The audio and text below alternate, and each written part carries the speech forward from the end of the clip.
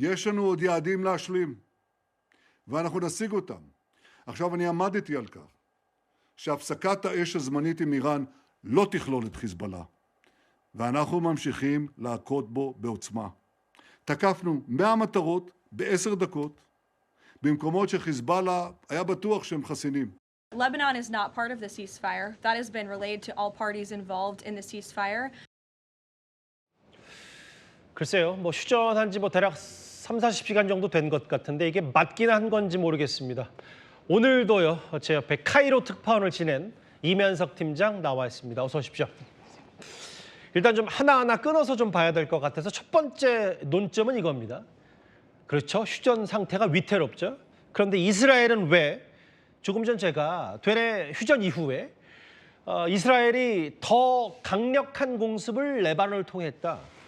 근데 지금 이게 휴전이 됐는데 이스라엘이든 뭐 미국, 이란이든 뭔가 이 레바논 공격이나 이런 헤즈볼라 공격 이런 거에서 합의가 하나도 안 된 겁니까?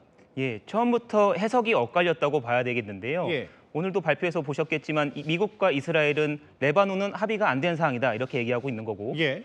그 이란 측과 그 합의를 중재했던 파키스탄 측은 레바논도 포함이 된다. 합의문에 대한 해석이 엇갈린 건데요. 예.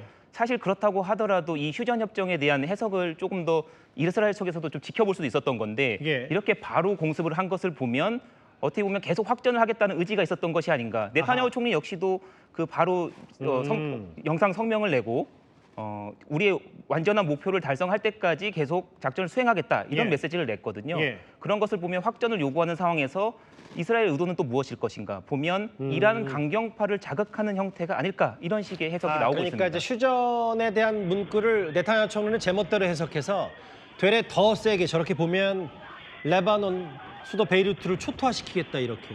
근데 이게 보니까 휴전됐다고 전 세계에 알린 지 진짜 만 하루가 조금 넘은 상황에서 친이란, 그러니까 이라크 민병대까지 보복을 예고했어요. 그럼 이러면 휴전이 아니라 더 확전되는 것 같은데요? 사실 상황이 굉장히 복잡하게 전개가 되고 있는데요. 예. 사실 때려 맞은 레바논 친이란 민병대 세력 헤즈볼라도 보복을 얘기하고 있고요. 예. 그 예멘의 후티 반군, 그것 역시도 이란의 친이란 세력인데 그렇죠. 그 역시 후티 반군, 그리고 이라크 시아파 민병대 역시 친이란 세력인데 예. 다 같이 보복을 얘기하고 있고요. 이란 혁명 수비대 역시도 처절한 응징이 있을 것이다 이렇게 얘기를 하는 상황인데 예. 어떻게 보면 사실 이 휴전이 위태롭다는 것을 보여주는 장면이기도 하고요. 예. 또 어떻게 보면 11일 있을 이슬라마바드에서 있을 미국과 이란의 협상을 앞두고 삿바 싸움의 성격도 있다고 봐야 될 것 같습니다. 그러니까 협상을 앞두고 협상의 지렛대를 최대한으로 하기 위해서 일부러라도 이스라엘이 레바논 공습을 더 세게 한 거다. 그럼 이런 건 어떻게 봐야 될까요? 마치 극과 극은 통하는지 모르겠지만 앞서 말씀하셨던 것처럼 네타냐후 총리도 뭔가 전쟁을 이어가길 원하고 있고 이란도 대통령 말과는 달리 페제스키안 대통령 말과 달리 이란 강경파도 실제로는 전쟁이 이어지길 원하고 있다. 양측의 이런 것들이 좀 맞아떨어지는 겁니까? 지금 네타냐후 입장에서도 처음 전쟁을 시작했을 때 이란의 신정체제 붕괴까지도 고려를 하고 물론 대외적인 명분은 핵 물질을 제거하겠다라는 것이었지만 예. 강하게 신정체제를 압박을 했는데요.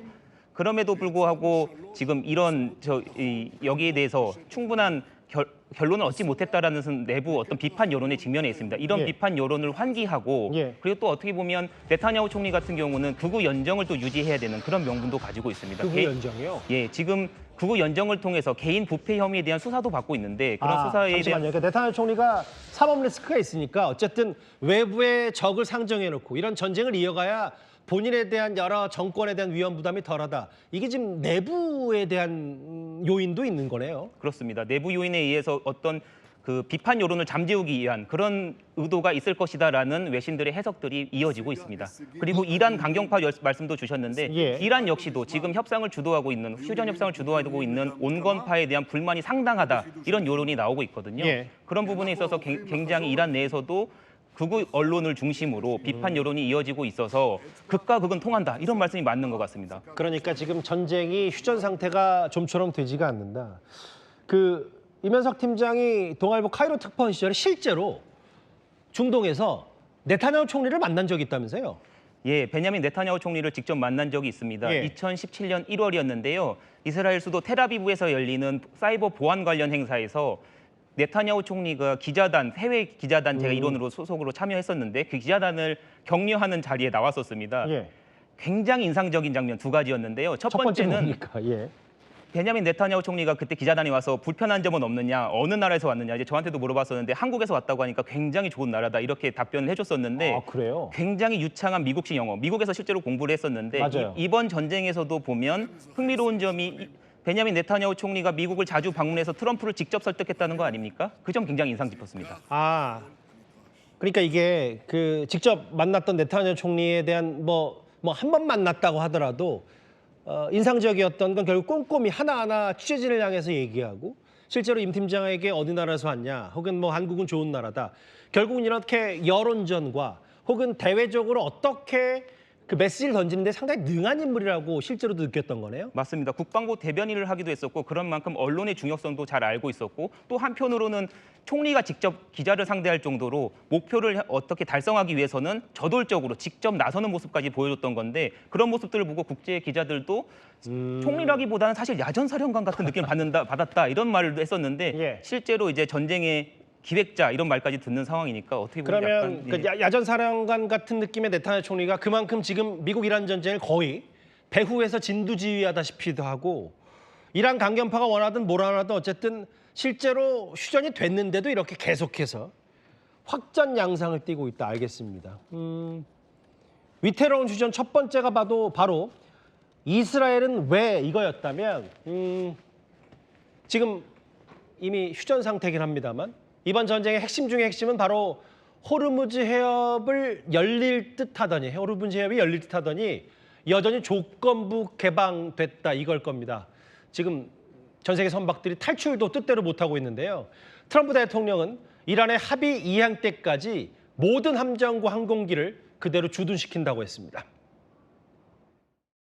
Iranian state media is saying that Iran has now closed off the Strait of Hormuz today in response to Israeli attacks on Lebanon. We have seen an uptick of traffic in the Strait today. It has been relayed to him privately that is what's taking place. Mr. Vice President, Iran is continuing to block the Straits of Hormuz. Do you have an expectation of when that strait is going to be open? The president's been very clear. The deal is a ceasefire, a negotiation. They give us the straits are going to be reopened. If the president is not going to abide by our terms, if the Iranians are not abiding by their terms.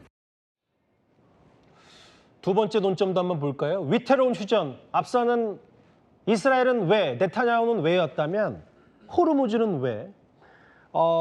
이면석 팀장. 저도 보니까 일본이 약간 이란과는 뭐 비교적 관계가 좋아서 다카치 총리가 이란 쪽과 전화했을 때까지만 해도 이란 배들은 일본 배들은 뭔가 호르무즈 해협 빠져나올 것 같았는데 지금 뭔가 이란이 통과를 할 수 있다고 해도 이란이 정해주는 그 바닷길로 가야 한다면서요? 예, 지금 미국 측에서는 완전하고도 전면적인 개방이 이뤄졌다고 주장을 했지만 휴전 하루 만인 지금 보면 다시 봉쇄했다는 이야기가 나오고 있습니다. 이란 국영 프레스 TV에서 나오고 있는 내용인데요. 지금 보시는 대로 라라크 섬, 기존 항로는 이제 오만을 지나가는 남쪽 항로를 지나가는데 라라크 섬 쪽으로 북쪽으로 돌리는 그런 방향으로 가져가겠다. 이것은 좀 더 길게 돌아야 되는 거네요, 그러면? 맞습니다. 항해하는 입장에서는 더 길게 돌아야 할 뿐만 아니라 저 해협이 더 좁기 때문에 정체가 이뤄질 수밖에 없는 구조입니다. 라라크 섬을 실질적으로 요금 징수소로 쓰려는 것이 아닌가, 통행료 요금을 받으려는 그런 장소로 쓰려는 것 아닌가, 그런 의도로 해석이 외신에서 나오고 있습니다. 잠깐만, 그러니까 지금 보면 이란이 공개한 저걸 보면 실제로 원래 갔던 지역은 위험지대로 돼 있고 앞서 나갔던 그 그래픽지도 다시 한번 부탁드릴게요. 그러니까 이제 이면석 팀장이 봤을 때, 혹은 뭐 현지 언론들이 봤을 때 저 라라크 섬을 마치 고속도로 톨게이트에서 요금 징수하는 곳으로 써서 저기서 돈을 걷겠다라는 심산도 있다. 몇 척 가지도 못하는 데다가 2주 안에 사실 물리적으로 다 빠져나올 수도 없고 그런데 단 12척도 이란이 정해주는 바닷길로 가야 된다. 근데 보니까 실제로 통행료를 줘서 걷는다고 하더라도 이걸 이란이 비트코인으로 내라고 하는데 그 속내를 저희가 뭐라고 봐야 되는 거예요? 예, 주요 외신, 특히 파이낸스 타임즈에서 위안화 내지는 비트코인으로 받으려는 의도가 있다, 목표가 있다라고 얘기 전달을 한 상황인데요. 예. 어떻게 보면 가장 중요한 이유는 지금 이란이 핵 개발로 인해서 미국의 제재를 받는 상황이라 달러화 결제가 안 됩니다. 그런 문제가 있기 때문에 미국을 조금 더 제재 해제를 압박하겠다는 의도도 있을 것입니다. 예. 그렇죠. 톨게이트 섬 항로도 그리고 아예 위안화, 비트코인 뭐 이란과 중국이 관계가 좋기 때문에 위안화 얘기도 할 수 있고 통행료까지 요구했다. 근데 잠깐만요. 저희가 오늘 어제부터 오늘까지 온라인에서 화제가 됐던 한 밈, 만화 성격의 그림을 한번 볼게요. 이면석 팀장도 저와 같이 보실까요? 저게 트럼프 대통령이고요. 저기 호르무즈해협 지나가라면 통행료를 내시했는데 트럼프 대통령 보니까 갑자기 저 반대쪽 다시 이제 반대쪽에 가서 마치 본인들이 통행료를 트럼프 대통령 걷는 것도 합류하겠다. 이런 이 온라인 밈이 오늘 많이 돌아다녔는데 트럼프 대통령이 한술 더 떠서 미국도 이란과 함께 통행료를 걷는 걸 검토하고 있다. 이거 저희가 어떻게 해석해야 돼요? 사실은 그 협상 이전만 하더라도 호르무즈 봉쇄가 국제법상 위반이라는 이유를 들어서 미국에 계속 압박을 가했는데 예. 협상 국면이 들어가자마자 트럼프 대통령이 미국 외신과의 통화 인터뷰에서 저렇게 밝힌 건데요. 백악관에서도 수습, 그냥 트럼프 대통령의 아이디어라고 얘기할 정도로 다만 이제 미국 행정부의 공식 입장은 아닌 것처럼 얘기를 하고 있는데 예. 혼선이 이어지고 있다고 봐야겠죠. 이게 진짜 트럼프 대통령이 저 온라인 밈처럼 본인도 미국도 이란처럼 공동으로 돈을 걷어서 그 돈을 또 쓰겠다라고 하면 뭐 국제법 논란뿐 아니라 전 세계적인 비판을 많이 받을 것 같은데 이면석 팀장 정리해 볼게요. 중동 취재를 오래 한 경험을 살려서 봤을 때 결국 이게 휴전 같지 않은 휴전이고 이 모든 것들이 휴전 초반에 전쟁 재개 신호다라는 분석까지 나오거든요. 아슬아슬한 상황이 이어지고 있는데요. 이란과 미국 모두 전쟁에 대한 피로감이 있었기 때문에 바로 전쟁 국면으로 들어갈 것이라는 전망은 다소 낮은 편이긴 합니다. 다만 예. 중요한 것은 미국 도널드 트럼프 대통령 역시 함정과 군 대치를 두리로 밀리지 않았다. 언제든지 전쟁을 다시 일으킬 수 있다는 신호를 보내고 있거든요. 예. 중요한 건 바로 11일 열릴 이슬람마바드에서 열릴 미국과 이란의 협상이 어떤 방식으로 풀리느냐가 중요할 것 같습니다. 예. 그 협상에서 어떤 방식으로 전개되느냐에 따라서 다시 또 변수가 있을 수 있을 것 같은데요.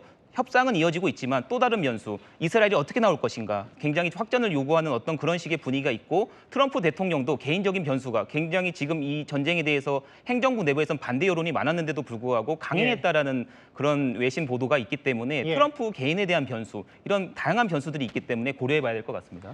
알겠습니다. 이 진짜 글쎄요, 휴전이라고 하기에는 좀 애매한 동아일보 카이로 특파원을 지낸 이면석 팀장과 함께 이스라엘과 이란 쪽 상황을 심도 있게 짚어봤습니다. 고맙습니다.